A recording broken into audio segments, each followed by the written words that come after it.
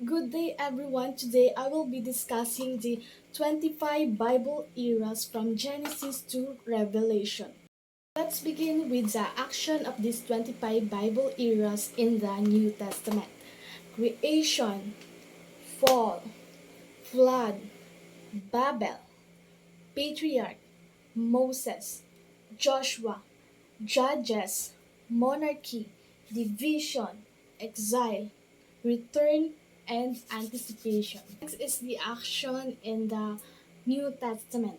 We have arrival, seclusion, popularity, opposition, suffering, victory, apostles, church, tribulation, kingdom, judgment, and restoration. So now I will be explaining the content of these 25 Bible eras from Genesis to Revelation. So first, we have the creation. Sinasabing ang Panginoon ay umiiral na, wala pa man ang sanlibutan na ito, wala pa man ang mundong ito, sapagkat siya ay eternal God.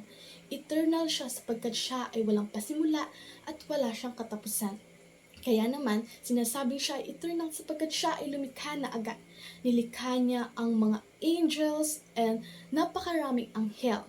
At ang pinakang chief of the angels ay si Lucifer at siya ang pinakamaganda, kaakit-akit at binigyan din siya ng Panginoon ng kapangyarihan. So, ang kasama sa nilikha ng Panginoon bukod sa mga anghel ay itong universe.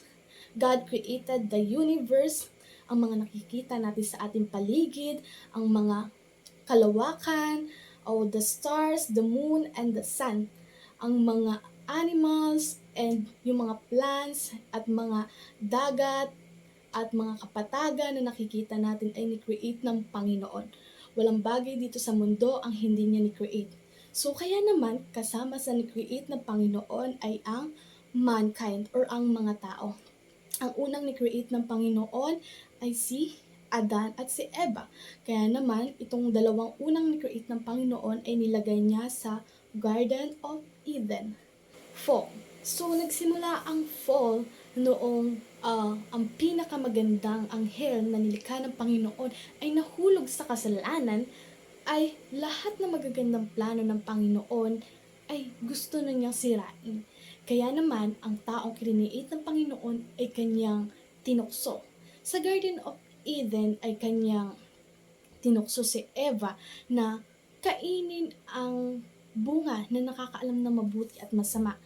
So, ang bilin ng Panginoon ay wag nilang kakainin ang bunga ng nakakaalam na mabuti at masama. So, pwede nilang kainin ang lahat ng mga prutas doon, ang mga bagay na meron doon sa Garden of Eden, but yung isa lang na pinagbabawal ng Panginoon. So, ang mga tao ay binigyan ng Panginoon ng kakayahan na mamili.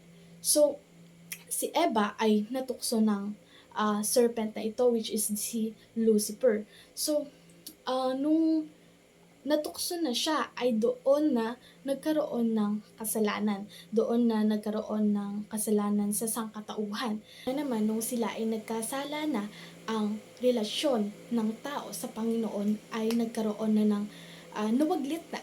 Nagkaroon na ng malayong relasyon ang tao at Panginoon. So, kaya naman, doon na din pumasok ang kamatayan dahil ang kabayaran ng kasalanan ay kamatayan. Kaya naman, para sila ay ang Panginoon ay pinalayas niya si Eva at Adan sa Garden of Eden sapagkat merong doong puno ng buhay. So kapag nakain nila yon is sila ay mamamatay. Sila ay mabubuhay ng makasalanan. So kaya naman pinalayas ng Panginoon ang dalawang ito sa Garden of Eden, which is ito nga yung banishment from Eden. So pagkatapos noon, agad din namang nangako ang Panginoon ng dudurog sa ulo ng serpent na ito. And yun, kaya hanggang ngayon, ang mga kasalanan noong unang panahon, noong unang tao ay nadala ngayon, which is ang mga babae ay maghihirap sila sa panganganak nila dahil ito ay sumpa ng Panginoon sa kanila. Ang mga lalaki ay maghihirap sa pagbubukal ng lupa, sa paghahanap buhay para sa pamilya nila. So, nung pinalayas na sila, so doon, si Eva at si Adan ay nagmultiply, nagkaroon ng sangkatauhan na panganak nila si Cain at si Abel, and then, yung si Cain at si Abel ay, si Abel namatay siya sapagkat pinatay nitong kapatid niyang si Abel, ni Cain. So, si Cain at si Abel nung pagkatapos noon ay nagkaroon ng mga salinhahi, nagkaroon uli ng anak si Eva at si Adan, which is si Seth, at nagkaroon ng marami pang descendants. Next is the flood. So, dito nga, sinabi ko kanina na ang sangkatuuhan ay dumami ng dumami. So, sa pagdami ng tao ay paglalari ng kasalanan ng sangkatauhan. Kaya naman, ang Panginoong Jesus ay nag-decide na gumawa ng arko si Noah dahil kanyang gugunawin ang buong mundo through flood. So, dito, gugunawin ng Panginoon ang sangkatauhan dahil siya ay galit sa kasalanan. So, pinagawa niya si Noah at inutas niya kay Noah ang mga instructions niya na si Noah ay magdadala ng mga iba't ibang uri ng hayop, and then nung nagawa na yung ark ni Noah is sinabihan niya ang mga tao na gugunawin nga ng Panginoon ang sanlibutan, ang buong mundo, ngunit ang mga tao ay tinawanan lang siya. So ang mga tao hindi sila naniwala, so ang nakaligtas lang is si Noah and his family. After so many years to follow, after the flood, ay nagdumami ang tao sa angkan ni Noe. The Tower of Babel. So, we all know the story of Babel. So, ang mga tao nito is nagkaisa sila na gumawa ng isang tower na aabot hanggang langit upang sila ay maging hayag. So, hindi natuwa ang Panginoon sa kanilang ginawa. Kaya naman, ang Panginoon ay pinagwatak-watak niya, pinag-iba-iba niya ang language. So, kaya meron tayong mga iba't ibang lingwahe ngayon dahil dito sa story na to.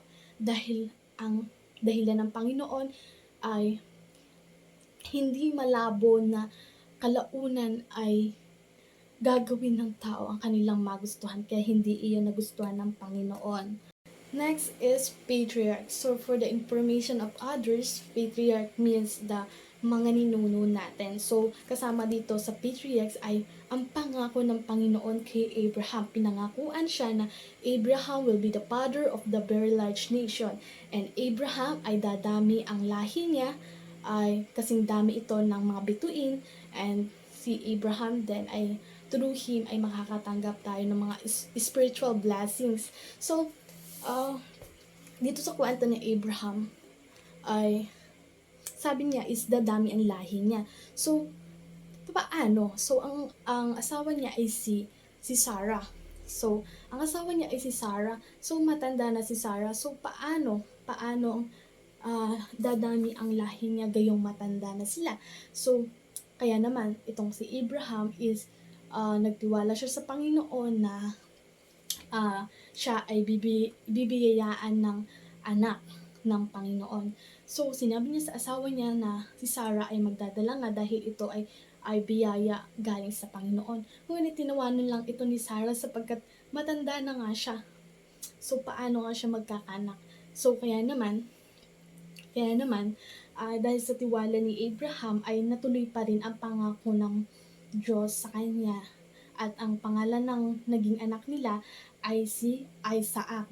So, Isaac means love dahil tinawanan lang ito ni Sarah. So, one time ay tinas ng Panginoon ang faith ni Abraham.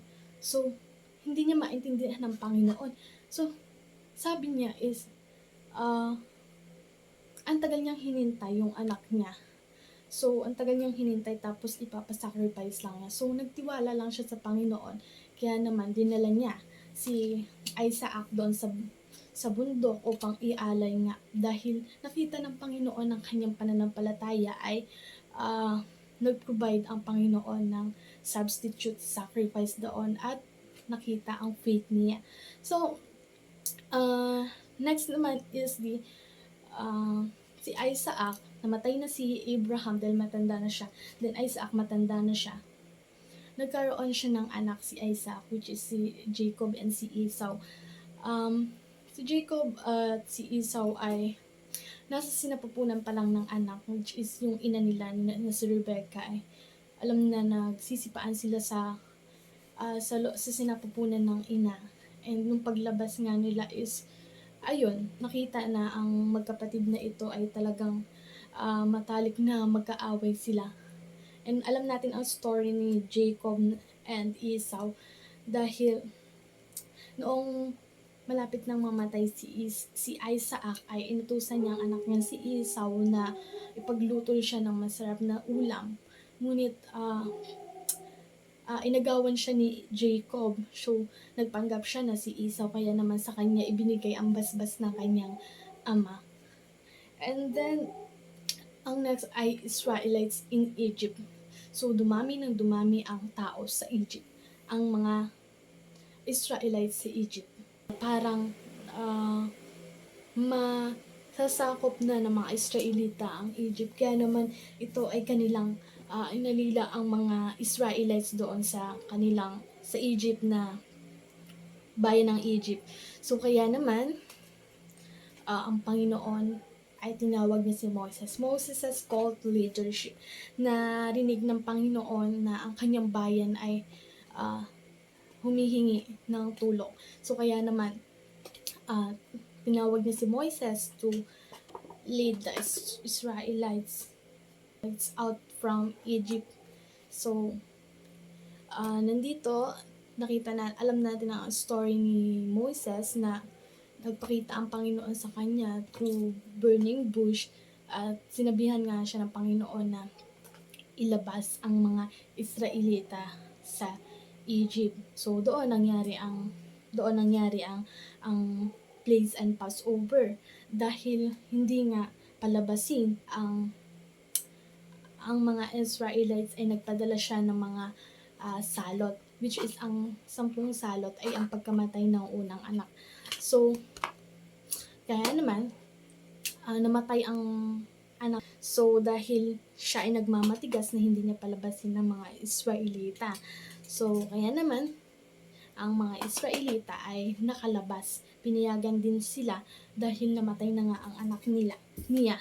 So nandun na sila sa nakalaya na sila, and then patuloy pa ring hinabol ng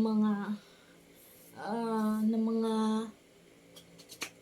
alalay, mga chariots, sakay sa mga chariots. After na makatawid ang mga Israelites sa Red Sea ay sa pagitan ng Egypt and Canaan ay binigay ng Panginoon ang 10 utos kay Moses. So, ang 10 utos na yon ay nag-express ng hatred ng Panginoon. Ang sinasabi dito ay ito yung nag-expose ng sin ng mga tao. So, dito nung kinuha ni Moses yung tablets of stone, nakita niya pagbaba niya ang mga tao ay gumawa ng guyang ginto at yun ay kanilang pinagsasamba, and nagalit si Moises doon. Kaya naman ay yung bato is naibato niya. So next naman is yung tabernacle in the wilderness. So itong tabernacle na ito is pinagawa ng Panginoon si Moses ng tabernacle, so for them to have a place to worship. So ito, ang tabernacle na ito is mag-offer ka ng animal without blemish, tapos yun na yung kanilang way para maalis yung kasalanan nila. And then, uh, on their way to Canaan, dito naman is ang mga tao is nagrereklamo sila sa paulit-ulit na kinakain nila na mana. So kaya naman, ang Panginoon is medyo na-hurt dito sa mga Israelita na paulit-ulit silang nagkakasala and then papatawarin sila ng Panginoon. So, na-hurt ang Panginoon sapagkat kulang pa ba yung pinakita ng Panginoon sa kanila na paglabas mula sa Egypt. Kaya naman ang Panginoon nagpadala siya ng mga ahas at madami ang namatay doon. And then dahil ang Panginoon din ay pagmahal siya, ay nagpadala siya ng bronze serpent o tansong ahas, at yun ay but God graciously provided a remedy for their afflictions.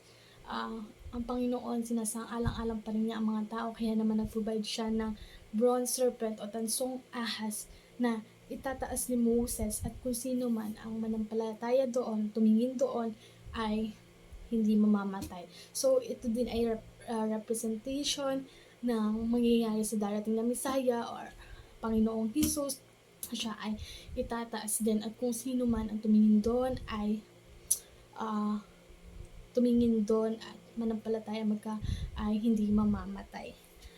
And then the preparation nila sa ito na nga yung preparation nila sa papuntang Canaan. About the story of Moses, the saddest part about his life ay after niya ma-lead yung mga Israelites papunta sa Promised Land, is hindi nakapunta si Moses sa Promised Land dahil pinatanaw lang ng Panginoon kay Moses ang Promised Land dahil sa yung sin na nagawa niya. And after Moses is Joshua. Si Joshua naman yung naging sunod siya kay Moses, which is ito yung nagpadala ang inutusan sila na pumunta doon sa Promised Land upang mag-spies. So, sila ay 12. I'm not sure, but dalawa lang yung nag-stand, which is Joshua and si Caleb. So, dahil natakot sila dahil malalaki ang mga taong naninirahan doon. Next is monarchy or mga kings. So, ang mga Israelites ay nagdemand ng king na mamumuno sa kanila. So, dito na-hurt na naman ang Panginoon sapagkat hindi pa ba siya sapat na namumuno or king sa kanila. So, dahil ang Panginoon is pagbigay naman siya. So, loving God siya. So, binigay niya ang request ng mga Israelites. So, ang first king ng mga Israelita ay si Saul. And then we have King David and King Solomon, David's sons, and yun. Next era is the division. So from the world, division is na-divide sila. So the kingdom divided into two, which is the northern and the southern. The northern, nandun yung mga 10 tribes. And southern naman is yung si Judah at si Benjamin. So, ang nakasakop naman po sa northern ay Syria. And then, from the southern naman po is, ang nakasakop dun ay Persia or Babylon. Dito naman next is exile, di ba? Division, exile, so parang unti-unti nang bumabalik sila. And dito naman, ang unang bumalik dito is si Zerubbabel, and then next is si Ezra, and then si Nehemiah. So, sa return naman, next natin is return. So, dito hindi pa siya, meron ng unti-unting bumabalik, pero hindi pa sila lahat bumabalik. So, sinasabi na, isa sa sign na malapit nang bumalik ang Panginoon ay kapag sila ay nakabalik ng lahat yung 12 tribes. So, yun. So next is the what we call the anticipation. So this anticipation is in the middle. So anticipation means we are waiting. Uh, we are anticipating for 100 years. So after anticipation ay malalaman natin na yung iniintay natin. We are in the New Testament. First is the arrival. Arrival, ito yung pagdating ng Panginoong Jesus. The birth of Jesus Christ. So, dito naman po is pinanganak na nga po ni Mary through spiritual birth. Ito si Jesus na buo. Pinanganak niya to, and his father is Joseph. So, Jesus is born of a virgin. Ito na nga po yung pinangako dun sa promise of a Satan conqueror na sinabi natin sa Old Testament na dudurog sa ulo ng serpent. Ito na yung coming Messiah na noon ay na nakikita pa lang ni Prophet Isaiah noon. And then next is seclusion. From the word seclusion is secluded pa lang yung buhay ng Panginoong Jesus. Dito nakita natin ang pamumuhay niya, and then yung mga temptation pa nga na ibinigay ni Satan sa Panginoon ay yung magpatihulog siya, at yung gagawin siyang yung dinala siya sa pinakamataas na bundok, and then sinabi niya na kapag sinamba ni Jesus si Satan is magiging sa kanya na yung lahat na iyon. And then God resisted the temptation of Satan. Kasama din dito sa seclusion ay yung encounter ni Jesus with a religious leader, which is si Nicodemus. So Nicodemus is one night is lumapit siya kay Jesus and he is curious kung paano nga ba maliligtas. And then sabi ni Jesus is he needed to experience a spiritual birth in order to enter God's kingdom. So sabi ni na-curious si Nicodemus, so kailangan ko pa bang pumasok sa sinapupunan ng aking ina? So hindi naiintindihan ni Nicodemus kung ano yung pinopoint ba ni Jesus. So then yun, in-explain ni Jesus yung kung ano bang dapat niyang gawin na spiritual birth means yung tinutukoy ni Jesus doon is yung sumampalataya ka sa Panginoong Jesus, and then tilikurin mo yung buhay mo, or in short makita sa yung binagong buhay. And then kasama din pala dito sa seclusion is yung proclamation ni John the Baptist nung nakita niya si Jesus. So in-announce niya publicly na ito na yung God's lamp who will take away the sin of the world. So after the era of seclusion, we have here the popularity. Noon secluded pa ang buhay ng Panginoon, ngayon is naging hayag na siya. So naging famous na siya. So kumalat na si Jesus. And dito na nagsimula yung pagtuturo niya sa temple. So sinabi niya dito na Jesus is equal with the God the Father. So ang mga tao is napaka sa tenga nila yung ganong pandinig na sasabihin mo na ikaw ay isa sa Diyos Ama, sapagkat ikaw ay tao. So hindi sila naniniwala na ang Panginoong Jesus ay equal with God the Father. So kaya naman ang mga tao is pinagbabato si Jesus doon, sapagkat noong unang panahon ay ang pagkiklaim na ikaw ay isang Diyos ay ito ay isang kasalanan, at ito ay tinatawag na blasphemy. So madami ang nagalit kay Jesus. So next naman natin is opposition. So dito na nga is dito is daming nag-oppose sa Panginoong Jesus. Kasama sa opposition din is yung mga miracles na ginawa ng Panginoong Jesus, kagaya na lang ng pagpapagaling niya doon sa bulag, and then nagturo din si Jesus the teachings about hell and Jesus power over death. So the Jesus power over death, masasabi na siya ay Panginoon sapagkat siya mismo yung buhay. So, dahil dito sa kwento ni Lazarus, nung namatay nga siya, ito ay binuhay ng Panginoon. Next is suffering. Suffering, ito na yung pagdurusa ng Panginoong Jesus. After the miracles of Jesus, pagtuturo niya, pag-preach niya sa mga tao ng salita ng Panginoon. So, dumating na yung suffering. Sa era na ito is nag-suffered ang Panginoon. Ito na yung tinatawag na the Last Supper with His disciples. So, ito na yung last na pagtitipon nila kasama ang Panginoong Jesus. So, doon ay minararamdaman na ang Panginoon na merong isang magbe-betray sa Kanya. So, yung kaya nasabi na nararamdaman niya sapagkat alam niya kung sino yung magbe-betray sa kanya. Dahil sinabi niya doon na kung sino yung kasabay niya na sasawsaw ay yun yung magbe-betray sa kanya. So, kasama dito is yung ito na nga yung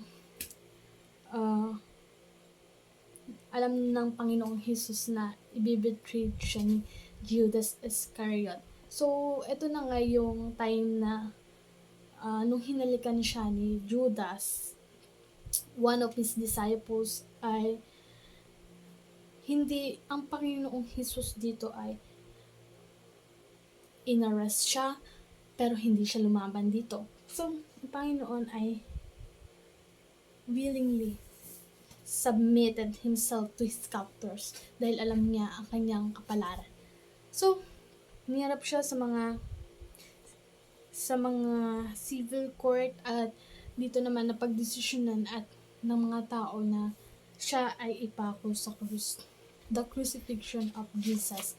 And then, the crucifixion of Jesus is, after that, Jesus died on a cross as the perfect sacrificial lamb for our sins and dealt the crushing blow to Satan that God had promised to Adam and Eve. So, ito na nga po yung sinasabi natin kanina na tatalo or dudurog sa ulo ng serpent na yun dahil na-fulfilled na yung plano ng Panginoon noon na yung pagkamatay ni Jesus, ito yung provision para sa sangkatauhan, para sa kasalanan ng tao.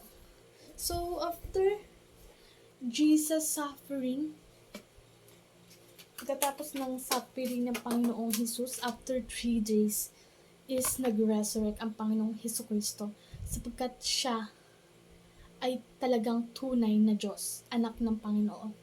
Sapagkat si Jesus is nag-resurrect after 3 days. So, dito masasabi na dinaig ng Panginoong Jesus ang power ng sin, ng death, and ng hell. So, ang resurrection ng Panginoon ay nagpapakita na siya ay tunay na Diyos at siya ang buhay. So, next is the importance naman ng ascension ni Jesus. So, pagkatapos doon is nag-ascend din ang Panginoon, pagkatapos niya mabuhay, nag-ascend siya sa Panginoon, and then nagpakita siya sa mga disciples niya na totoo siyang nabuhay, and then nakikain siya doon.